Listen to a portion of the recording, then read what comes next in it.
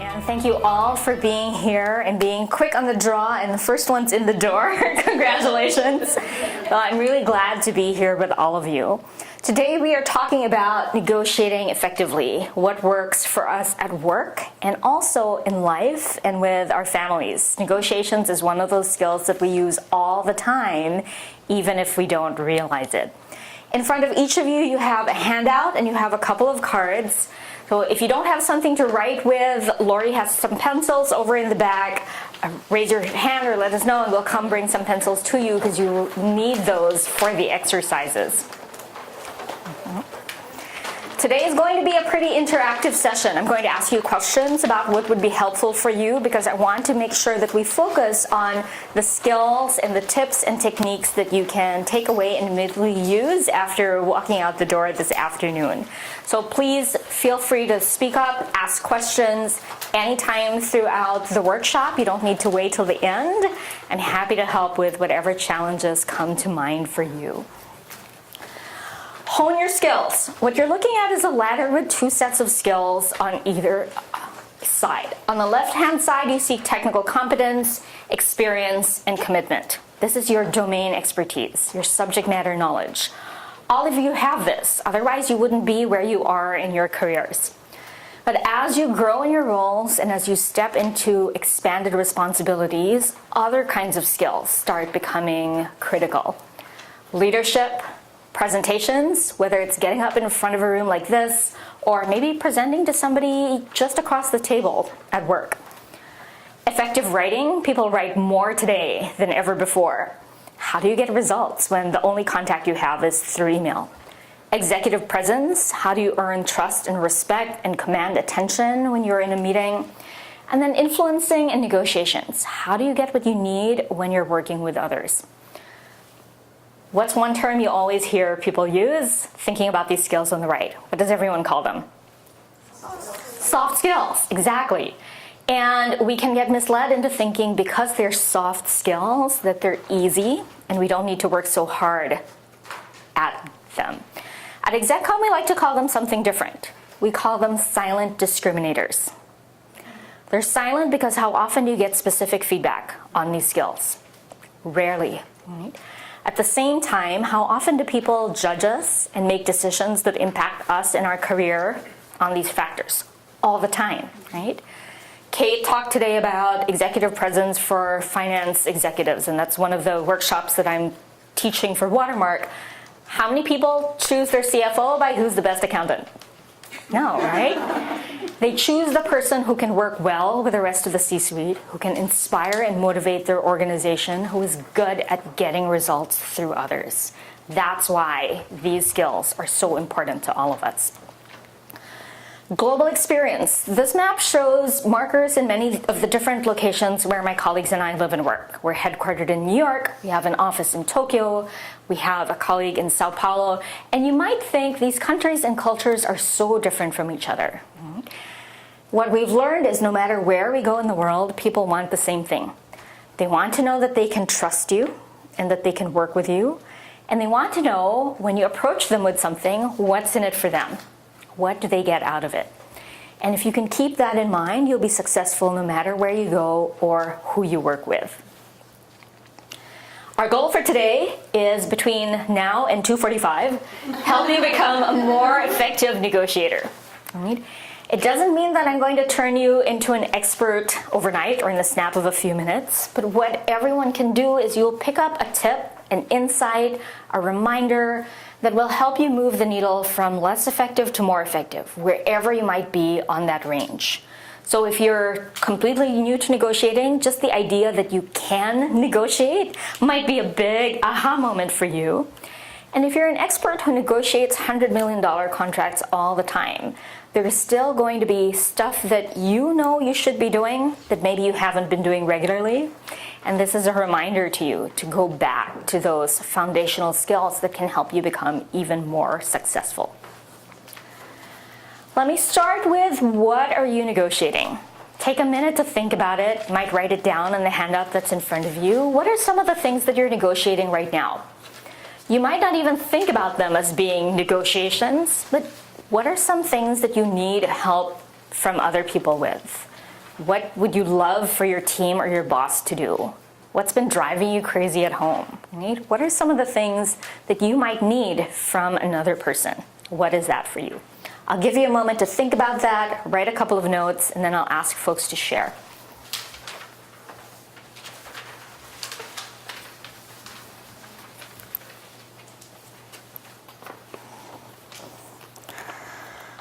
On that handout, there's that block in the middle that says, think of one negotiation you're preparing for. Who are you negotiating with? What is the negotiation about?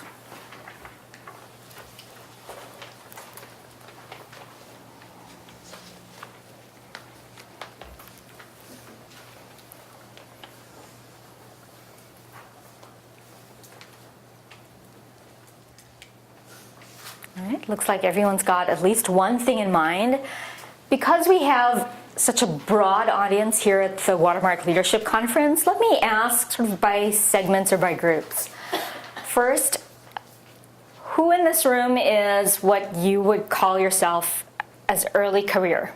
Maybe first job, just out of school, right? What are some of the things that you're negotiating? Jennifer. I guess pay in the beginning. Pay, yeah, starting salary, that first job, and just a 10K difference in your starting salary compounded over a 25, 20, or 30-year career can lead to an $800,000 difference over the span of the time that you're working. So these things are so critical, and yet nobody teaches us in school how to negotiate effectively. Other early career folks, what are you negotiating? Tell us your name and what's on your mind. I'm Priyanka. I work for WeAreWatermark. I'm not like really early career, but I'm like 4 or 5 year mark. Yep. But won't really call myself an expert. So I've been trying to look for there's a project which I'm trying to get and kind of negotiating it with my management. Yeah. So negotiating on projects, whether it's resources, budget, support, it might be the things we have to deliver on that project. Right. What about folks who are starting to now get into that mid-career phase? You're beginning to be recognized as an expert. You might be a strong individual contributor, or you might be leading and mentoring some teams. What are some of the things that you are negotiating? Who's in that mid-career phase? What are you negotiating? My name is Ine. So, negotiating about like to get the upper management to appreciate what my team does. Yeah. How do you get? To differentiate between the hard work that we have put in as compared to other teams who also put in hard work as well. Yes. How do you stand out from the crowd? How do you get recognition, rewards, support, professional development for your team? How do you get that from your management chain?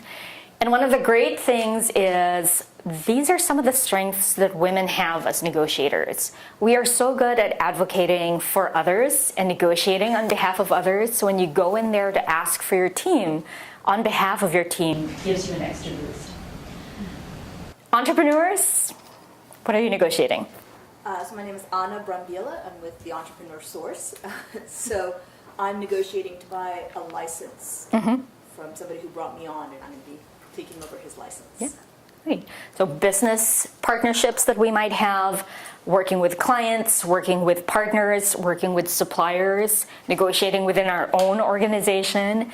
When you are an entrepreneur, the success of your company and your business hinges on how good are you at influencing and being able to get the results that you need. Leaders, managers, this can be leaders at any level, senior executives, team leaders, what are you negotiating? I'm Kate, and I'm a financial services executive. This is my friend Karen. Hi. I was a marketing executive. So the things that we negotiate for are manifold.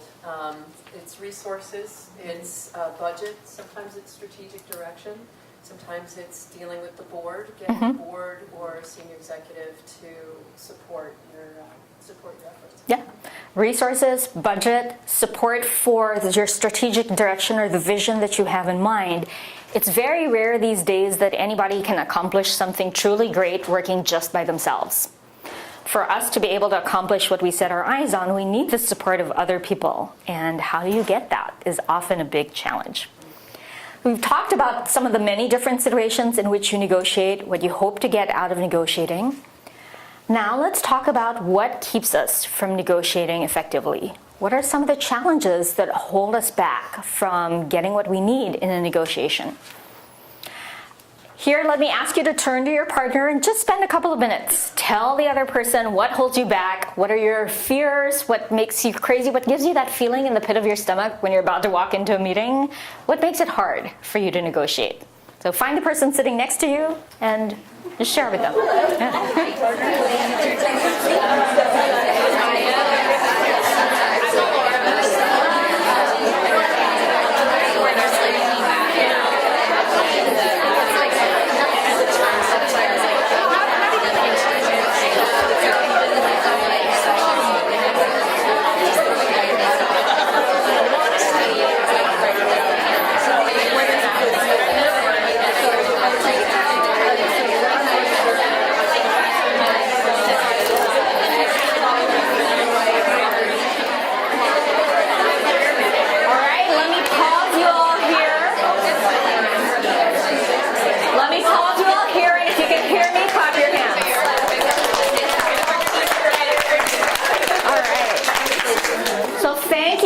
Opening it up and sharing with each other. Who's willing to share? What did you and your partner talk about? What do you find difficult? So we both talked about when you're negotiating on behalf of yourself. It's hard to talk about yourself and actually talk about all your accomplishments or really to show the true value of what you've done, because we were raised to be modest or to shine on our team versus ourselves. So advocating for ourselves. Being able to advocate for ourselves, talk about the great things that we've done, and really show people the value that we have to bring to the table. Because we've been raised or we've been conditioned not to do that. What's your name? Katie. Katie. Katie, let me give you a copy of our firm's book. Thank you. Because I want all of you to know, when you put yourself out there and you take some risks, you get back what you give, right? So I grew up in the Philippines, and I was exactly raised in one of those cultures where you don't talk about yourself, you don't brag, and you don't ask for things. You do a good job, and you trust that your manager or your business partners will look out for you. The reality is that's not how the world works. Nobody is going to be more invested in your career than you are. And you have the biggest stake in making sure that you get what you need. And you are the person who knows best the value that you bring. Plus, your manager is not a mind reader. Even if they want to help you, they can't do that if they don't know what you want. So you have to be able to ask for what you need. What else do you find challenging? Can everyone hear me? Yeah. Okay. I don't know what the options are to play with. What are all the cards that I can play with that I can, at different volumes? And how are they going to impact me in the short term as well as the long term? Yes. And what ends up being a good deal? Yes. Yeah, many times we don't know what's possible. I was speaking with VMware sales team last Friday, and we had this exact same question. How do I even know what my chips are going into a conversation? Great. What else? Yes. My name is Shrestha. We were discussing how one of the things that I often negotiate for in my role is my time and how best to use it, and with a lot of other teams that I work with. And sometimes what keeps me from negotiating effectively is I focus too much on, oh, well, they're asking for it, so they must need it, versus is this really functioning in my higher goal or purpose? Yes. And it keeps me from negotiating that time effectively or using it in the places I think I should versus end up doing. Yeah. It can be hard for us to say no to other people, especially with our resource like our time, which in our mind is, well, it's kind of free, but it's really not. You only have 24 hours in the day, and once they're gone, they're not coming back.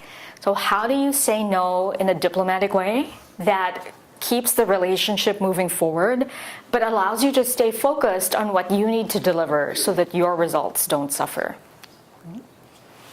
I think also maybe kind of build on to that, finding the balance between coming off too strong during a negotiation or being perceived as coming on too strong versus actually maybe getting your point across. Yes, how do you find that right balance of being firm but still being relatable, being able to be assertive and still build a good relationship at the same time? And a lot of that, surprisingly, is not so much about what you say, but a big part of it is how you say it. We won't dive into it deeply here. I could talk for 2 days on this topic, and I normally do. But one of the things that we looked at was there was a study done at UCLA in the 1970s about how people form first impressions, and only 7% of somebody's first impression of you comes from the words that you say. 93% comes from your voice and your body language, and just the tone that you use when you make your request or when you politely decline what somebody else is asking you to do can make a huge difference in how it's perceived and how the other person reacts. There are so many nuances to negotiations, lots of different areas that are challenging. If it was so easy, we would all be experts, right? And if there are some questions that we don't get to cover in the time that we have today, you each have a card with my contact information. Please feel free to reach out to me anytime, and I'll be around at the networking break after the session, happy to answer questions or share more stories about what might be helpful. I asked about challenges because rather than go through a deck of pre-prepared slides, which I have anyway, I wanted to pick the ones that are most relevant to you and be able to choose the aspects of negotiation that are most helpful to the folks who are here in the room today. But let me start with the mistakes that we make, because we all make mistakes when it comes to negotiation. Even people who are expert negotiators who do this every day, who've done this for years and years, we're human, and we don't always do the best possible job in every scenario. What are some of the common mistakes that we see? Typical negotiations traps. We get in our own way, right? We stop ourselves from even asking for what we want. We negotiate against ourselves. Before we even go into the meeting, we're thinking, oh, I'm asking for this figure, it's too much. I should ask for less. And then we go in and we ask for that reduced amount, and before we even finish talking, we've talked ourselves down to another lower amount. And the other person is just sitting there silent, and then we talk ourselves down again. So don't do that. We accept surface answers. When the other person tells us what they want or what they're willing to do, what they tell us is just at the surface. And it might even be what they believe they want, but it's not often what they really need. So how do you go deeper and find out what your counterpart truly values, what motivates them? Because if you can figure out the key to giving the other person what they need, then it's easier for them to be able to give you what you want. We get stuck on price. A lot of times we think that money term, the financial side, is the only thing that can be negotiated. Well, if the only thing you can talk about is price, what happens when you're too far apart? There's nowhere to go, right? You might be tempted to try to split the difference. Sometimes that might work. It doesn't always work. And even when it does work, is it the best possible outcome? Probably not. So how do you think about what else those other options might be to open things up and improve your chances of getting to a good agreement? We focus too much on winning. Has this ever happened to you? Right. We can feel it when you're in a meeting and suddenly we're so invested in the outcome that we are not going to walk out the door giving even an inch to this person. And it's at that exact moment where you've got to be able to take a step back, take back some control, and ask yourself, do I want to be right or do I want to be effective? Sometimes being effective means taking a different course of action. And sometimes it means letting the other person feel like they won. And how can you do that to be able to get what you needed out of that interaction? Last, and by far the biggest mistake we see all the time, we talk too much. We talk, why do we do this? We talk too much because we're afraid.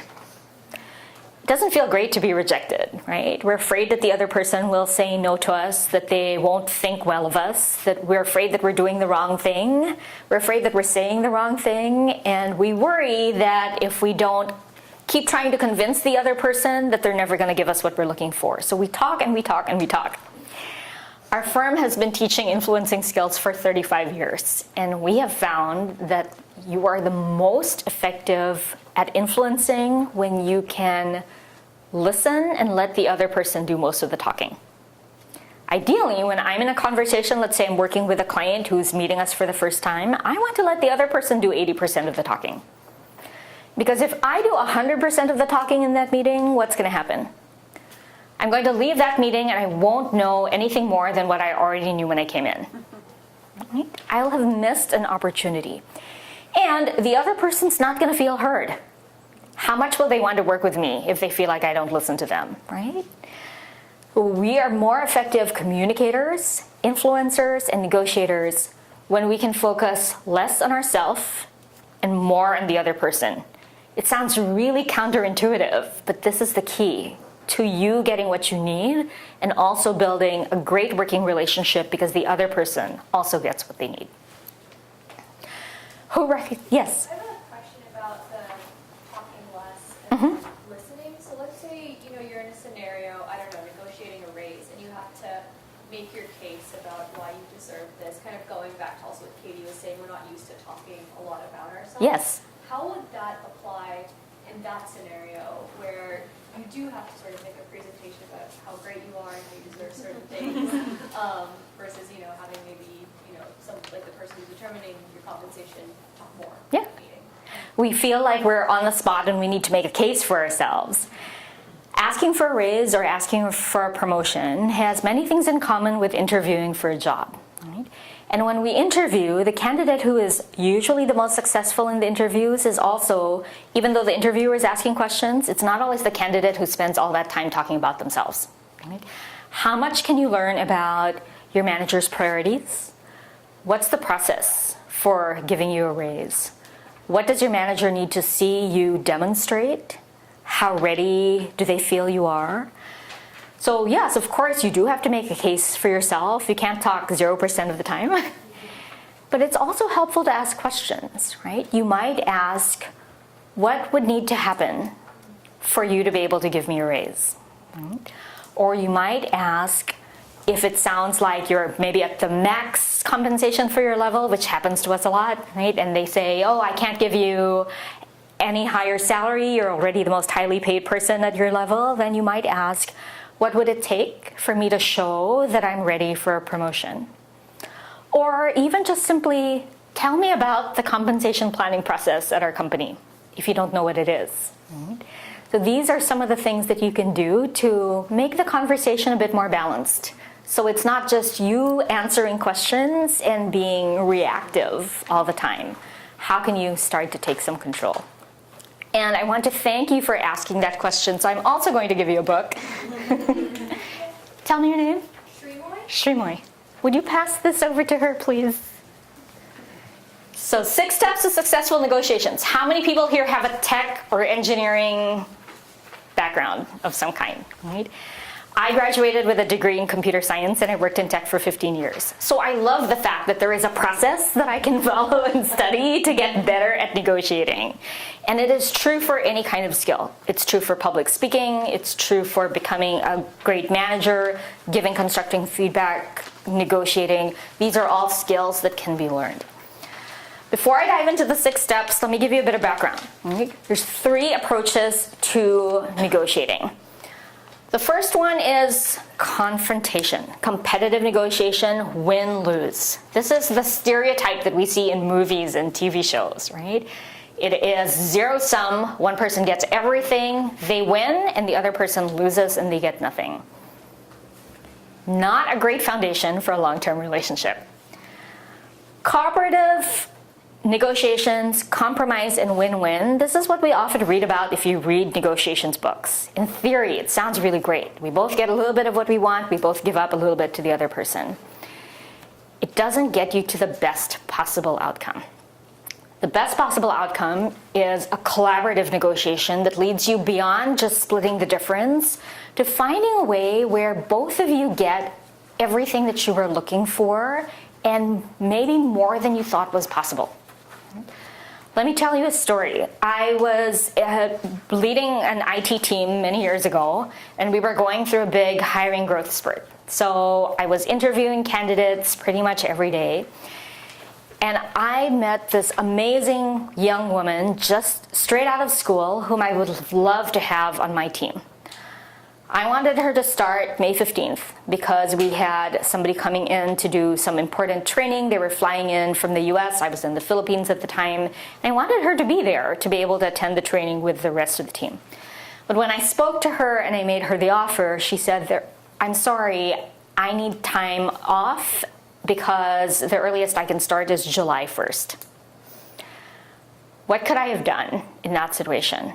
I could have said, sorry, I'm the hiring manager. You take it or leave it, right? Come join May 15 like everybody else, or we'll pass you up and we'll go to the next candidate. In Silicon Valley, that approach does not work. Compromise, a lot of people might think, okay, let's split the difference. I'll push my date back by 3 weeks and ask her if she's willing to start 3 weeks earlier. Right? Many times that's where people's mind naturally goes. But because I was able to ask her some questions and listen, I asked her, tell me what's driving that July 1st date. Right? Talk to me about what's going on. And she explained she just graduated with an electrical engineering degree. And in the Philippines, you need to take a board exam to be able to say that you're a licensed electrical engineer. And the boards were happening towards the end of June. So she wanted to take at least 3 or 4 weeks off to study for the boards, take the exam, and then come and join the company with a clear mind. Now knowing that, I could talk to her and find something that would work for both of us. And what I suggested to her is, that sounds really great, and I would love to support you with taking your boards. How would it sound if you come and join us on May 15 for a week and a half? Right?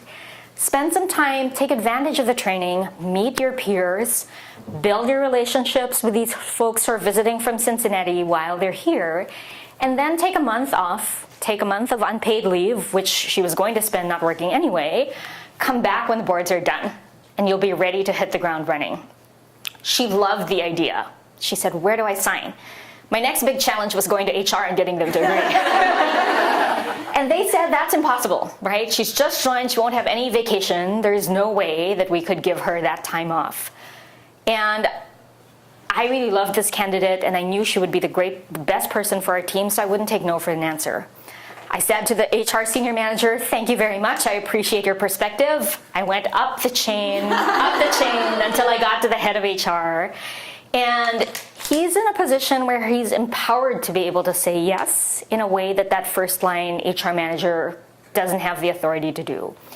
And because I had a great relationship with him and we'd supported his team on so many projects before, he was able to see the principle behind what I was asking for and find a way to say yes.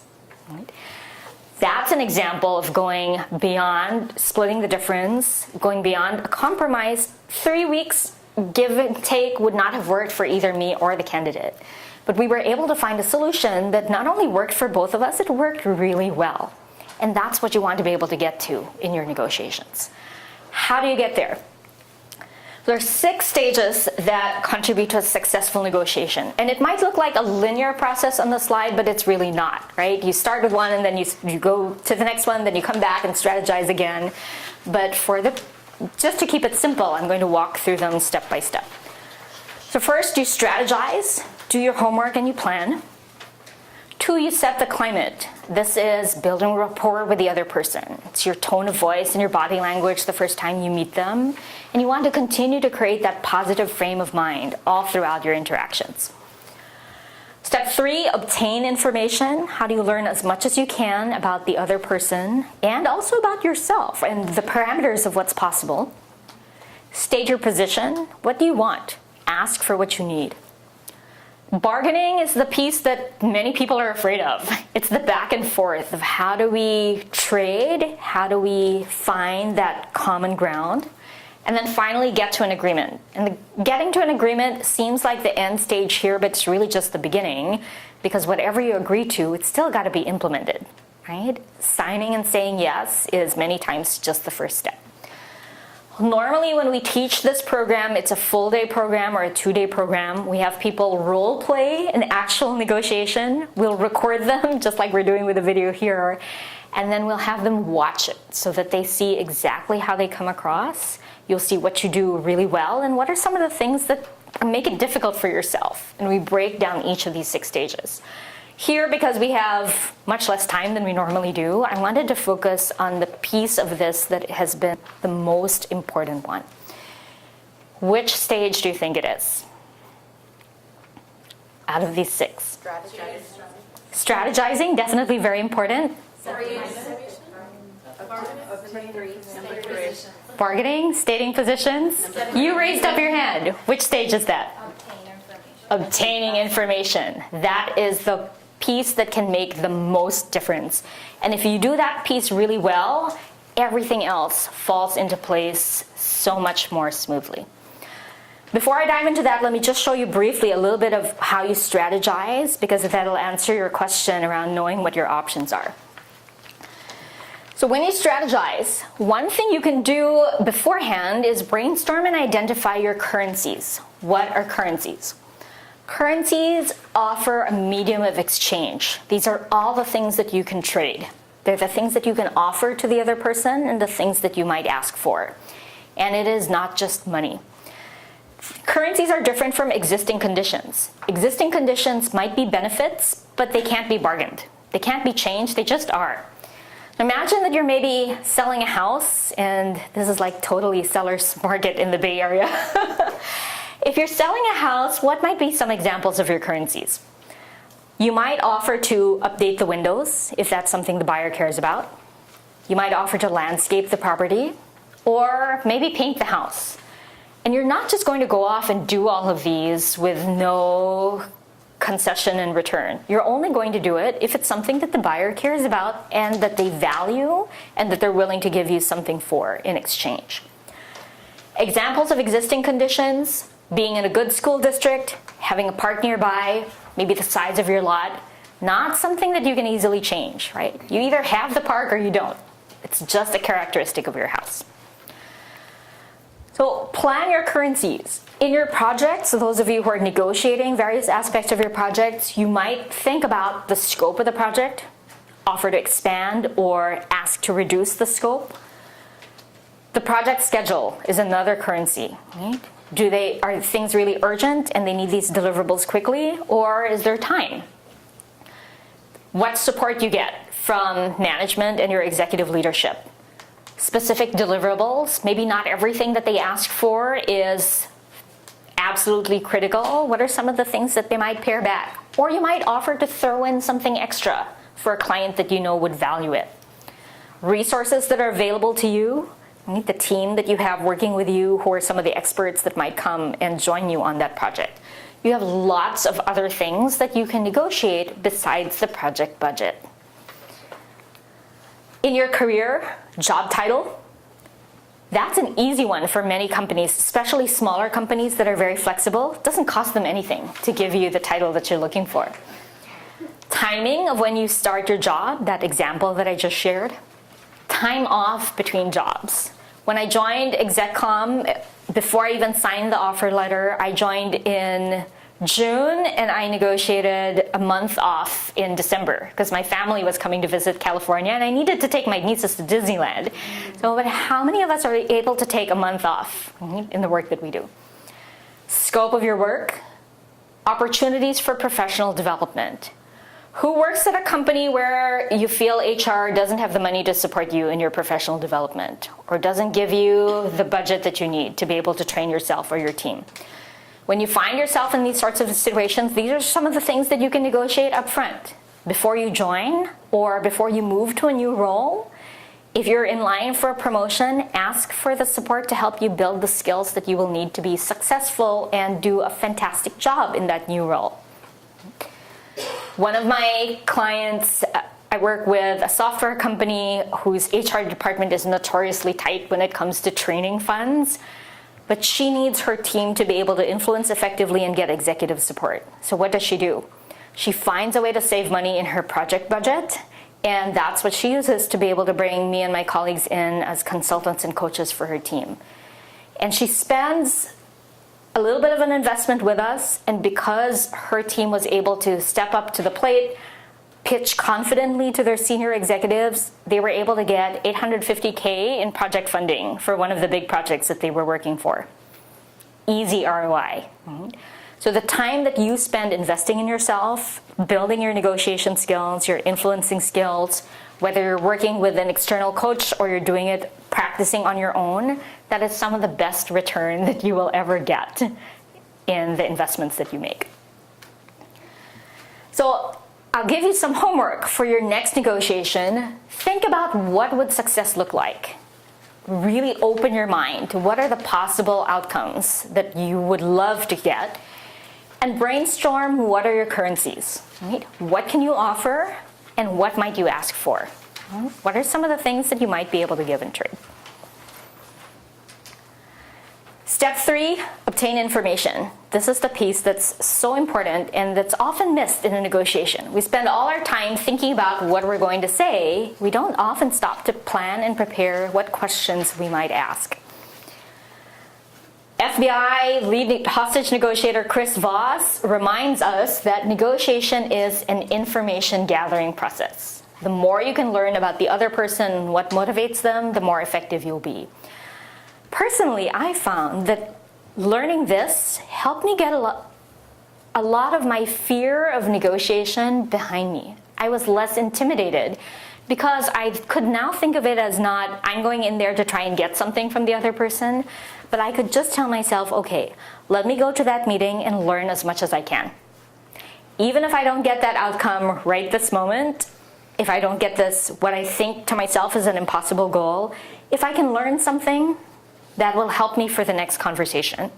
And having that mindset allowed me to open up, experiment, take a bit more risk, and just try some things that I wouldn't normally try. How can you probe to uncover insights? Do more asking and less telling. Let the other person talk. Ask open-ended questions. These are questions that can't be answered with a simple yes or no. So questions that start with what and how. You can also use why, but the risk is why sometimes can make the other person a little bit defensive, right? Why can't I get a raise? Not a great way to start. You might ask your manager, what's the process for deciding raises, right? Or what led you to that decision? And then confirm what you heard. Play back what you heard, and that'll give you an opportunity to confirm if it was correct. Maybe adjust if you've got some misunderstandings. And again, it encourages the other person to talk more. When you play back what you heard and you say, is that right? Or what else have I missed? Some examples of broad open-ended questions might say, what are your concerns? How did you determine your budget? Those of you who are in sales or business development, this is a great question to ask clients. Also a good question to ask your project sponsor when you are asking for support. How long has it been an issue? What makes this issue a priority for you? Even if you already know, ask the question anyway, because you want the other person to say what makes this important to them. It reminds them about why they need to make a deal with you or what value they get from you. And one of my favorite all-purpose questions, what would be helpful for you? This uncovers things that I didn't even think to ask about, right? Sometimes we don't know what we don't know. And when I can ask what would be helpful for you, what else would be important for me to know, I learn so much more. On each of your seats, there was this blue card. This card has my contact information on one side, and on the other side, it has examples of questions that help us stay focused on the other person in our conversations. How can I help? What would be most helpful to you? Would it be helpful to you if I ... When I am recommending to do something, my habit used to be, because I was one of those like type A, get things done, I would always say, we should do X, right? I think we should do X. And I have since learned it's a lot more effective when I ask, would it be helpful if we did X? Or would it be helpful if I shared some more information? How does that help? It gives the other person back that control. It lets them feel like they won, and I get more buy-in. Because when I say, would it be helpful, what can the other person say?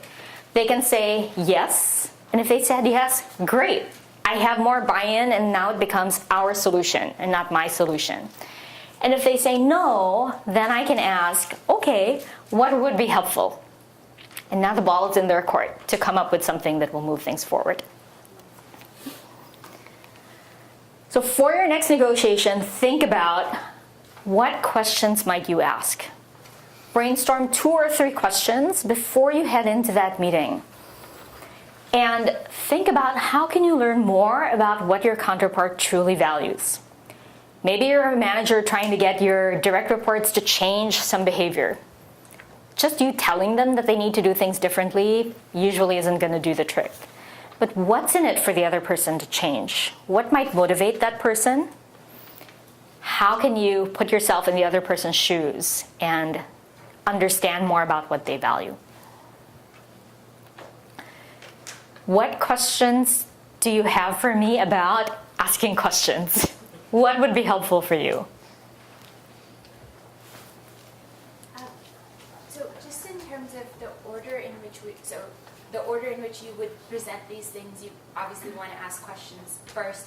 At what point would you say you should present your position or the thing that you're asking for? Should that come first? Should you wait till the end?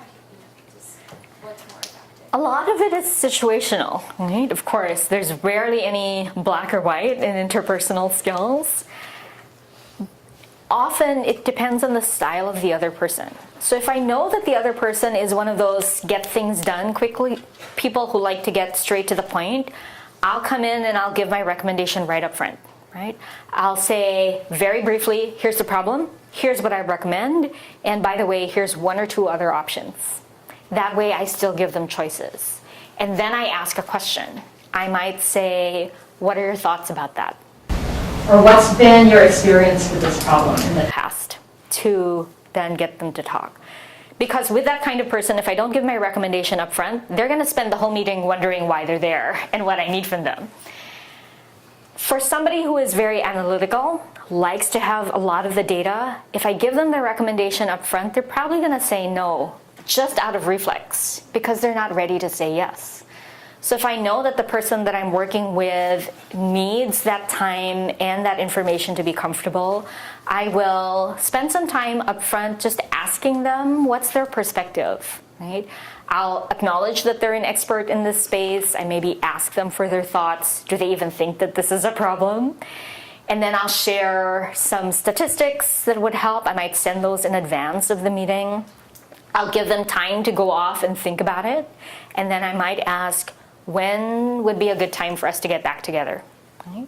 Or is Friday too soon for us to reconnect? So that, again, they've got control in the process and they don't feel like I'm rushing them. So this is one of the other things that we work on is how do you understand what style the other person is and how do you flex your style to work effectively with people who might have a very different style from the style that you have.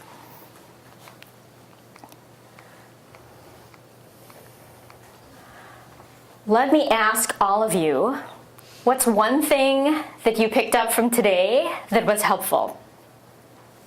For me, it was listening more than you're talking. Trying to get the real sense of what do they need? Yeah. What are they trying to get at? Yeah. That was really helpful. Listening more than you're talking. For me, it was eye-opening the part that you said about going to negotiation, thinking it's information gathering. Yes. Just a small shift in mindset can make such a big difference in how we feel. It takes away a lot of the fear. Who else? What did you find helpful? I think it was realizing that you can go beyond compromising. I always thought that was like the winning solution. Yeah. There's a way to get a better outcome than splitting the difference or meeting in the middle. Obtaining information is one of the most important parts of negotiation. Yes. And the whole quote about negotiation is just it's an information gathering.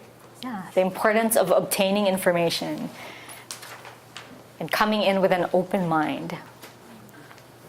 What else was helpful for you? The currencies also, that there Yeah. are a lot more on the table for you to negotiate. Yes, exactly. A lot more things than just the money terms. What was helpful? So I feel like you give us some concrete example how you would frame how we talk, that's really helpful because sometimes we know the strategy, but we don't know how exactly we should frame it. Yes. The examples are very helpful to me.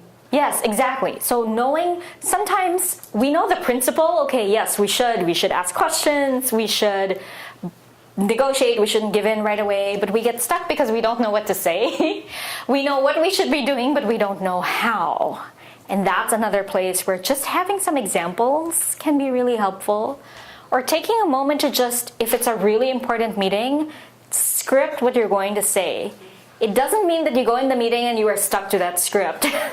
But just the fact of writing it out, saying the words, helps you find the language that you're comfortable with, and it gives you more confidence. And if you practice saying it out loud, if it's really important, I might even grab a colleague and role play the conversation with them. And if it's really important, if there's $15 million on the line, I'm probably going to record that practice session and watch it to see what could I do better. Am I coming across the way that I intend? Right? That's very helpful. One thing that I'll do is, if it would be helpful for you to get some examples of what language can you use, what questions might you ask, what words would be helpful, I will send you a one-page negotiation checklist. That's a soft copy of the one that's in your handout. And I will send you my favorite scripts of what to say when you are negotiating a promotion, a raise, or your next job. I'm going to pass this around. It's a sign-in sheet that asks for your email address so that I can get in touch with you. And if that's something that would be helpful for you, give me your email address and I will send you those tips. I will start it over here. Right. So we learned lots of different things depending on where you are in your career, right? If you are a senior executive, you probably are negotiating very different things than somebody who has just started their first job. No matter what, we are all negotiating in all these different ways. And it's not just at work. Many of the questions that I get when I teach workshops or when I'm coaching folks is, okay, I want to get my husband to take a fair share of splitting the chores at home. Or my 4-year-old is driving me crazy.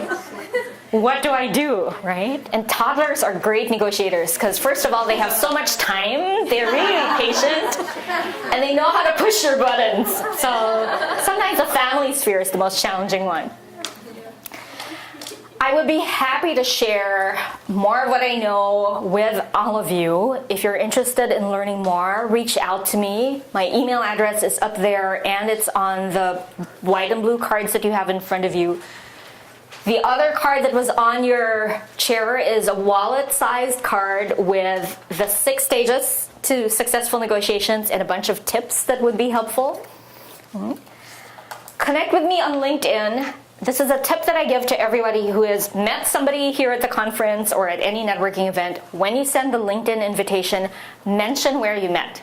So tell me when you send that invite, I came to your negotiations talk at the Watermark conference. That way I know to accept you right away. And I'm an easy person to find on LinkedIn because I'm the only one on LinkedIn with this name. So if you search for Ching Valdezco, it will definitely be me. Or send me an email. Tell me about your challenges, what's helpful for you. Ask me about group programs or private coaching. I had that question at lunch. Do you come and coach deal teams that are working on a specific project? Yes, we do that. And I taught a one-day influencing skills class at VMware. So all of these, there's lots of different ways that you can practice and hone your skills.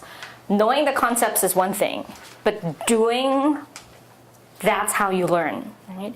Practice, come to a class if it's helpful for you to get formal coaching and you learn well in a structured environment. You can read books, you can watch videos, but the important thing is that you use what you're learning and you try it out. So go to the farmer's market when it's about to close. If your credit card still charges a fee, call just before your card renews and ask them to waive it. If you are ready for the extra high difficulty level, call your cable provider. And these are all low stakes opportunities to practice because they're not personal. and you're not as worried as if you're maybe going to talk to your boss or your boss's boss. Get some practice before you go into that conversation. Do lots of practice in low stakes situations. In a safe environment is a good place, and that's why I recommend that people either get help, come to a program, or find somebody in your life who's really good at negotiating and ask them to practice with you. Right? Role play a tough conversation that you have coming up and just get their feedback. So with that, thank you all very much for your engaged attention and for being the first ones in the door this afternoon. It was such a pleasure working with all of you. And I'll be here to answer questions if that's helpful.